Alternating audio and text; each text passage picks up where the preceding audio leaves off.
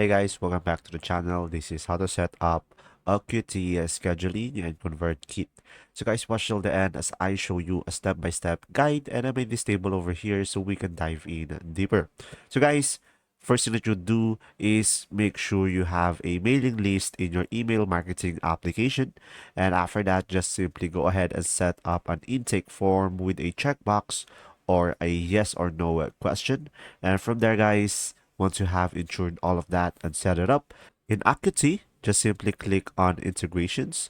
And after that, just simply go ahead and find there the convert kit.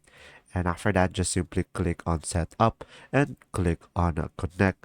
And from there, guys, just simply go ahead and follow the prompts to enter your credentials or an API key to log in. And after that, just simply go ahead and click on save.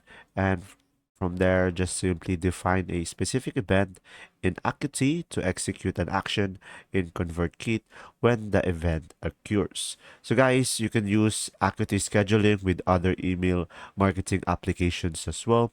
You can integrate it with MailChimp, Aweber, Constant Contact, Drip, MadMimi, Simplero, or ActiveCampaign via Zapier.